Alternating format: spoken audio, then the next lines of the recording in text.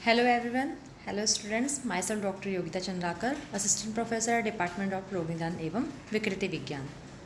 आज हम पढ़ेंगे प्रमेय पीड़िका।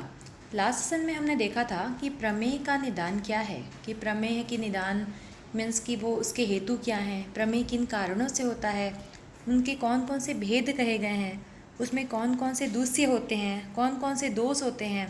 तो हमने देखा था उसमें कि 3 दोष थे, दूष्य थे, साथ में उसके वातज पित्तज कफज 3 भेद थे।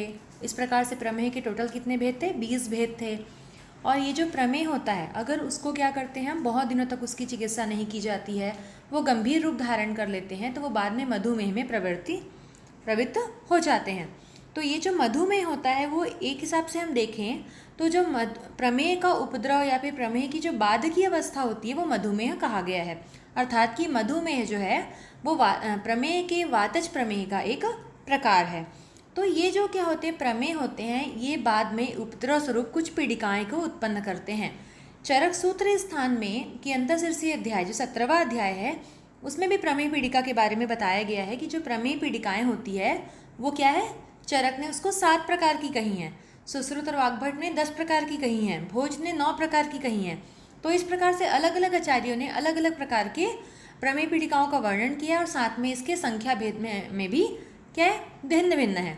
तो इस प्रकार से हम देखते हैं कि प्रमेय के उपद्रव स्वरूप उत्पन्न होने वाली पीड़िकाएं उसे प्रमेय पीड़िका कहा गया है। और ये पीड़िकाएं जो होती है वो कितने प्रकार की कही गई है हम यहाँ पे देखते हैं। सराविका, कच्छपिका, जालिनी, विंता, अलजी, मसूरिका, सरसपिका, पुत्रिणी, सविदारिका, विदृधिश्चेति पीड़िका प्रमेहोपेक्षया 10 संधि मर्मसु जायन्ते मांसलेसु च धामसु। तो इस प्रकार से क्या हुआ, सराविका, पहली पीड़िका क्या बोला है, सराविका। देन क्या है यहाँ पे, कच्छपिका, जो कच्छप मतलब कि कछुए के जैसा उसका सरफेस दिखेगा। जालिनी, जालवत रहेगा। विंता, देन अलजी, मसूरिका, सरसपिका, पुत्रिणी, सविदारिका। ये जो श्लोक है वो माधवनिदान का है, इसमें मतलब उन्होंने वाग्भट से ये लिया है।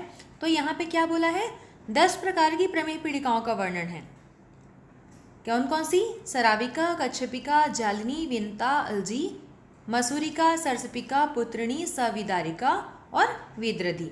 तो ये 10 प्रमेय पीड़िकाएं जो हैं वो कही गई हैं। और उसके बाद यहाँ पर देखते हैं, संधि मर्मसु जायन्ते मांसलेसु च धामसु। इसका मतलब क्या है कि प्रमेय व्याधि की उपेक्षा जब हम करते हैं तो क्या होता है, संधि स्थानों में, मर्म स्थानों में और मांसल भागों में 3 चीज़ें कही गई है यहाँ पे। संधि स्थानों में मर्म, जो हमारे जितने भी मर्म प्रदेश कहे गए हैं, मर्म स्थान कहे गए हैं। साथ में मांसल भाग जहाँ पे मेद और कफ बढ़े हुए मतलब कफ अधिक होते हैं, या जो उनके बढ़ने के कारण तो प्रमेय होता ही है, तो जहाँ पे क्या है, मेद और कफ का स्थान है, तो ऐसे मांसल स्थानों में ये जो 10 प्रकार की प्रमेय पीड़िकाएं होती है वो अत्यधिक उत्पन्न होती है, या फिर वो उनका एक किसी भी व्याधि का क्या होता है कि अपना स्थान होता है। तो यहाँ पे संधि मर्म और मांसल भाग जो है वो किसका स्थान है, प्रमेय पीड़िका का। तो वाग्भट ने क्या बोला है, 10 प्रकार के कहे हैं। अब इसके आगे हम देखते हैं कि इसके जो भेद, प्रमेय पीड़िकाओं के कितने भेद होते हैं। तो इसमें बोला है, चरक ने क्या बताया है, सराविका, कच्छपिका, जालिनी, सरसपी, अलजी, विंता और विदृधि, ये 7 भेद जो है वो चरक ने कहे हैं। सुश्रुत ने क्या किया है, इन 7 भेद के अलावा 3 और भेद हैं जिनको इसमें ऐड किया है, मसूरिका, पुत्रिणी एंड विदारिका। तो क्या हो गया, चरक ने कितनी प्रकार की प्रमेय पीड़िकाएं कही, 7 प्रकार की। सुश्रुत ने क्या किया, इन 7 में 3 और पीड़िकाएं ऐड कर दी, मसूरिका, पुत्रिणी और विदारिका। वाग्भट ने आए तो क्या हुआ, वाग्भट ने इसमें यहाँ पे एक चीज़ें रह गई है, तो वाग्भट ने भी यहाँ पे 10 प्रकार की कही हैं, 7 प्रकार की चरक के अनुसार, और उसके पश्चात मसूरिका, पुत्रिणी और विदारिका। यहाँ पे ये छूट गया है, इसको ध्यान देना कि वाग्भट ने भी 10 प्रकार की कही है, सराविका, कच्छपिका, जालिनी, सरसपिका, अलजी, विंता, विदृधि, मसूरिका, पुत्रिणी और विदारिका। तो वाग्भट के भी 10 भेद हैं। यहाँ पे ये स्लाइड पे मिस हो गया है, तो ये गलती हो गई है यहाँ पे। तो इसमें क्या है कि वाग्भट ने भी 10 प्रकार की प्रमेय पीड़िकाएं कही है। उसके बाद हम देखते हैं कि भोज ने कितने प्रकार की कही है। तो भोज ने बोला है हाँ, तो यहाँ पे हम ऐड कर देते हैं मसूरिका। ठीक है, तो इस प्रकार से क्या हुआ, वाग्भट के 10 भेद हो गए, सराबिका, कच्छपिका, जालिनी, सरसपिका, अलजी, विंता, विद्रधि, मसूरिका, पुत्रिणी एंड विदारिका। भोज क्या किए, जो कच्छपिका होता है उसको क्या बोल दिया, कुर्मिका। जो कच्छपिका का दूसरा नाम क्या कर दिया इन्होंने, कुर्मिका। साथ में विंता का वर्णन नहीं किया। तो यहाँ पे क्या हुआ, इसके केस में क्या हुआ, भोज के केस में कच्छपिका को कुर्मिका कह दिया और विंता को इन्होंने बताया ही नहीं। तो क्या हुए, चरक के कितने हुए, 7, सुश्रुत के कितने हुए, 10, वाग्भट के कितने हुए, 10, भोज के कितने हुए, 9। तो ये क्या हो गई, ये जो प्रमेय पीड़िकाएं हैं ये अलग अलग आचार्यों ने अलग अलग इसके भेद कहे हैं। अब हम देखते हैं कि जो प्रमेय पीड़िकाएं होती है वो दिखती कैसी हैं, उसका क्या है, उसका वर्ण कैसा है, उसका टेक्सचर कैसा, स्वरूप कैसा है, तो ये हम यहाँ पे देखेंगे। तो लक्षण में क्या बोला है, अंतोन्नता तू तद्रूपा निम्न मध्या सराविका। क्या बोला है, अंतोन्नता, अंतोन्नता मतलब कि उसके साइड की सरफेस क्या हो रही, थोड़ी सी उठी हुई है, जो सराव का शेप होता है वैसा। निम्न मध्या, बीच का पार्ट क्या है, दबा हुआ है, एंड सराविका, तो इसको क्या बोल रहे हैं यहाँ पे, किनारों पे उठी हुई है, साइड से उठी हुई, बीच में दबी हुई, तब उसे हम क्या बोल दिए, सराविका। इसके पश्चात है गौर सरसप संस्थाना तत्प्रमाणा च सरसपी।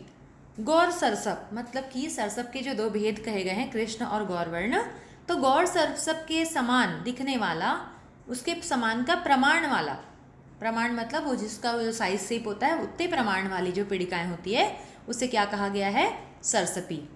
उसके पश्चात है सदाह कुर्म संस्थाना गेया कच्छपिका बुध है। दाह को लिए हुए और कुर्म के संस्थान, कुर्म कैसा दिखता है, कछुआ कैसा दिखता है, उठा हुआ रहता है, उसका सरफेस जो रहता है वो क्या रहेगा, उठा हुआ रहता है, खुरदुरा रहता है। तो ऐसी जो पीड़िकाएं होती है उसको क्या बोला है यहाँ पे, कच्छपिका या कुर्मिका। उसके बाद है जालिनी तीव्र दाह तू मांस जाल समावृत्ता। जाल के समान, तीव्र दाह के समान, और मांस के मतलब मांस में एक जाली बन गई है, तो मांस के जाल के समान, मांस में जाल के समान जो प्रतीत होने वाली और तीव्र दाह को लिए हुए जो पीड़िकाएं होती है उसे क्या बोला है, जालिनी। उसके पश्चात है अवगाढ़ रुजा क्लेदा पृष्ठे वा अप्य उदरे अपीवा महती पीड़िका नीला विंता नाम सा स्मृता।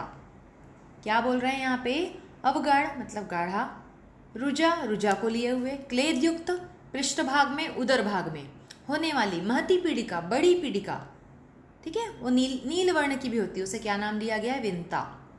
मतलब कि अवगाढ़ भी है, वहाँ पे रुजा भी है, क्लेद भी है, पृष्ठ और उदर प्रदेश में है, बड़ी पीड़िका है, नील वर्ण भी की दिखती है, उसे क्या कहा गया है, विनता। उसके पश्चात है महत्य अल्प उचिता गेया पीड़िका च अपि पुत्रिणी मसूराकृति संस्थाना विज्ञेया तू मसूरिका। मतलब कि पुत्रिणी में क्या बोला है, महत्य अल्प, बड़ी भी है, अल्पपचिता जल्दी उसका पाचन नहीं होता, वो पकता नहीं है जल्दी, ऐसी पीड़िका क्या है, पुत्रिणी। मसूर के आकृति के समान की है तो मसूरिका। उसके पश्चात है रक्ता सीता स्फोटचिता दारुणा त्व अलजी भवेत। रक्तवर्ण का है, शीतवर्ण हो गया, स्फोट युक्त है और दारुण है, कठिन है, उसे क्या बोला है, अलजी। दारुण मतलब कठिन है, सरफेस कठिन है, स्फोट युक्त है, लेट से पचन होता है उसका, रक्तवर्ण का है, शीतवर्ण का भी हो सकता है, तो ये क्या हो गया, अलजी। विदारी कंदवत वृत्ता कठिना चा विदारिका। विदारी कंद के समान एवं कठिन और गोल ऐसी पीड़िकाएं क्या हो गई, विदारिका। विदृधे लक्षण युक्ता गेया विदृधिका तुसा। विदृधि के लक्षणों से युक्त जो होती है वो कौन सी पीड़िका है, विदृधि। तो इस प्रकार से क्या बोल रहा है, बाहर से किनारे से उठी हुई, बीच में दबी हुई तो सराविका, गौर सरसप के वर्ण की उसके प्रमाण की तो सरसपिका, दाह युक्त है और कछुए के जो कुर्म होते हैं ना, कछुए होते हैं, उसके पृष्ठ के समान कठोर है तो वो कच्छपिका। जाल युक्त है, तीव्र दाह हो रहा है, मांस जाल दिख रहा है तो जालिनी है। पीड़ा हो रही है, क्लेद युक्त है, रुजा है, बड़ी वह है, नील वर्ण की है तो वो हो गई विंता। और वो मोस्ट कॉमनली कहाँ पे होती है, विंता जो होती है वो पृष्ठ एवं उदर में बड़ी होती है, और थोड़ी थोड़ी छोटी छोटी फुंसियाँ भी आसपास होती है, छोटी छोटी पीड़िकाएँ होती है, वो हो गया पुत्रिणी। मसूर के आकार की हो गई तो मसूरिका। लाल और श्वेत वर्ण की हो गई, श्वेत और क्या बोला शीत, रक्ता सीता, तो लाल और श्वेत वर्ण की हो गई तो अलजी। विदारी गंध के समान गोल और कठिन है तो विदारिका, और विदर्धी के लक्षणों से युक्त पीड़िका है तो वेदरधिका। तो इस प्रकार से क्या है, 10 जो पीड़िकाएं हैं उसके बारे में कह दिया गया कि वो कैसी कैसे दिखती हैं, उनका स्वरूप क्या है। ये सारी पीड़िकाएं क्या हो रही है, प्रमेय के उपद्रव स्वरूप उत्पन्न होती हैं। उसके पश्चात देखते हैं दोष अनुबंध। पीड़िका दोष अनुबंध हम देखते हैं तो इसमें बोला है ये यन्मया स्मृता मेहास्तेसा मेतास्तु तन्मया। जो प्रमेय जिस जिस दोष से युक्त होता है, चाहे वो वात से युक्त हो, कफ से हो, चाहे वो अपित्त से हो, तो जो जो प्रमेय के प्रकार कहे गए हैं दोषों के, वात है कि पित्तज है कि कफज प्रमेय है, उनसे होने वाली पीड़िकाओं में भी उन दोषों की प्रधानता होती है। अगर वातज प्रमेय है किसी को और ये पीड़िका उत्पन्न हो रही है तो वात दोष प्रधानता रहेगी।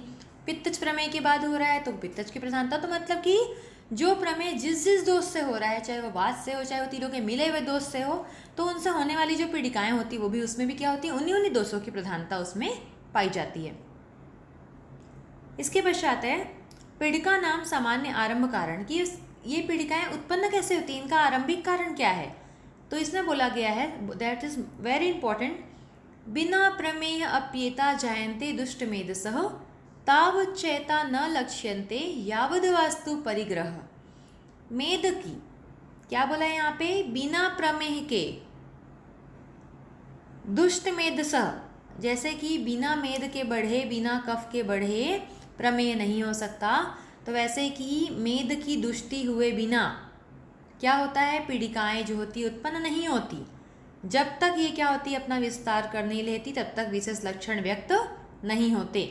तावत चेता न लक्ष्यन्ते यावद वास्तु परिग्रह। वास्तु परिग्रह मतलब कि जब तक ये अपना विस्तार, जब तक ये फैलती नहीं है, ये अपना विस्तार नहीं कर लेती, मेध की दुष्टि नहीं हो जाती, तब तक ये पीड़िकाएं भी क्या होती है, अपने लक्षणों को व्यक्त नहीं करती। अर्थात कि मेध की दुष्टि होने पर ही पीड़िकाएं बिना प्रमेय के उत्पन्न हो सकती है। जब तक ये अपना विस्तार नहीं कर लेती तब तक विशेष लक्षण व्यक्त नहीं होते। क्या मतलब हुआ इसका, यहाँ पे बहुत ही कंफ्यूजन है आप लोगों को होगा।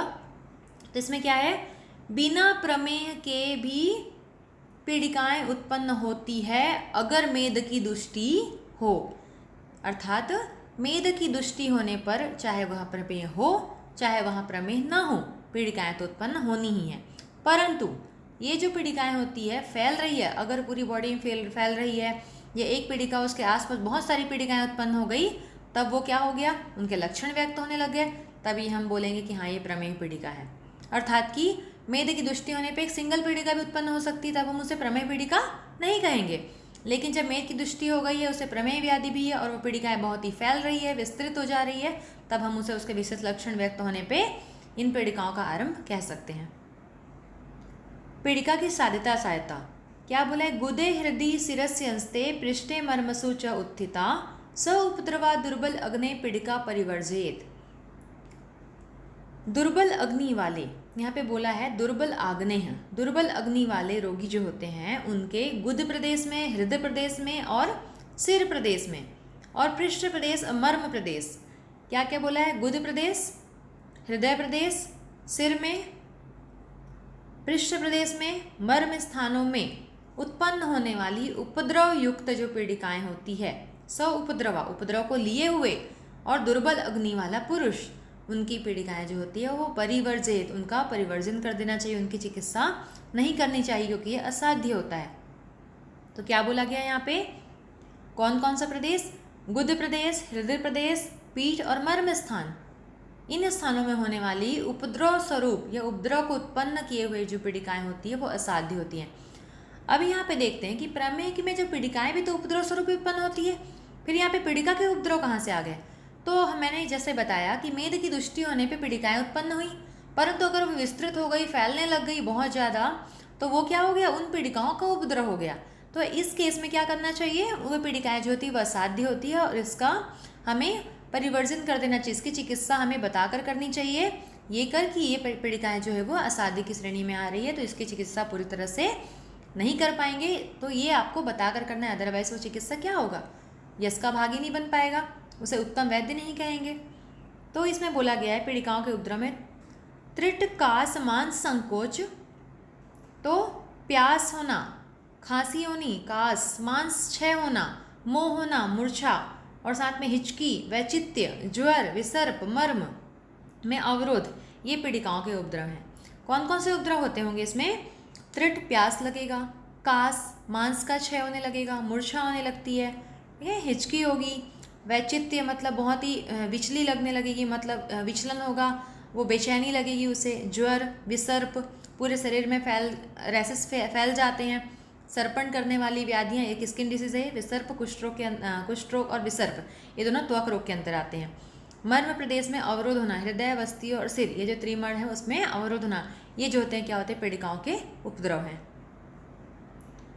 प्रमेय मुक्त या शुद्ध मूत्र के लक्षण, जैसे हम देखते हैं कि कोई भी व्याधि जब होती है, चाहे वो प्रमेय हो चाहे पीड़िकाएं हो, तो वो ठीक कैसे हो रही है, हम कैसे जानें कि एक प्रमेही का मूत्र कैसा रहेगा? स्वच्छ, विशद, पिच्छलता युक्त और रस में तिक्त और कटु हो गया तो प्रमेह से मुक्त हो गया। पहले क्या देखा था हमने? मधुर रस का होता है उसका मूत्र, तो वो प्रमेय है। अगर वो स्वच्छ हो गया, विशद हो गया, पिच्छलता उसमें नहीं रही, तिक्त हो गया, कटु हो गया, तो वो प्रमेह से मुक्त हो गया। तो प्रमेहिणो यदा मूत्रम, इसमें क्या बोला है कि वो स्वच्छ, विशद, पिछलता रहित, तिक्त, कटु मूत्र का त्याग कर रहा है, मतलब कि वो प्रमेह मुक्त या फिर शुद्ध मूत्र के लक्षण है। एक चीज़ है, स्त्रियों को प्रमेह होता है या नहीं, क्योंकि प्रमेह क्या है? कुलज व्याधियों के अंतर्गत भी वर्णन है, सहज व्याधि है, जातज व्याधि है। तो इसमें बोला है कि रज प्रसेकी नारिणाम मासी मासी विशुद्धते सर्व शरीर दोषाश्ना प्रमेहांतिक है। चूँकि मेद और कफ के दूषित होने के कारण भी प्रमेह व्याधि होती है, तो इसके कारण रजय स्त्राव से क्या हो रहा है? शरीर, स्त्रियों का संपूर्ण दोष जो होता है शरीर से बाहर निकल जाता है, तो उन्हें प्रमेह नहीं होता। बट ये शास्त्रसम्मत नहीं है, ऐसा कुछ भी नहीं है कि वो स्त्रियाँ हैं, रजय स्त्राव है तो उसे प्रमेह नहीं होगा। पुरुषों को उदक में है और स्त्रियों को सोम रोग, इसको एक समान से एक बार कहा गया है कि पुरुषों में जो उदक में है डायबिटीज इंसिपिडस होता है, और स्त्रियों में सोम रोग एक गैनिकोलॉजिकल डिसऑर्डर है उसकी, अपना हम यहाँ पे उसको स्त्री रोग में पढ़ते हैं। तो यहाँ पे क्या होता है? मधुमेह स्त्रियों में भी हमको मिलेगा कि मधुमेह जो होता है उसमें ऐसा कुछ भी नहीं है कि वो रज जो होती है वो शरीर से मतलब रजस्त्राव हो रहा है तो दोष निकल जा रहे हैं तो स्त्रियों को प्रमेह नहीं होगा, ये जो है वो गलत है। दो सदस्य क्या होते हैं? स्त्रियों पुरुष में एक समान होते हैं। अगर वो मेदवर्धक आहार विहारों का ग्रहण करेगा, मेदवर्धक आहार विहारों का ग्रहण करता है तो क्या हो जाएगा? स्त्रियों को प्रमेह होगा, ठीक है, मतलब मेद बढ़ने से। और चूंकि एक और चीज मैंने बताया था कि मेदो व श्रोतोजन्य व्याधियों के साथ में मूत्र व श्रोतोदृष्टिजन्य व्याधियों के अंतर्गत भी प्रमेह का वर्णन है, तो हम मेद को तो एक बार कह सकते हैं, बट मूत्र व श्रोत व्याधि के अंदर प्रमेह हो रहा है तो ये स्त्रियों में भी होगा और पुरुषों में होगा, दोनों में कॉमन होगा।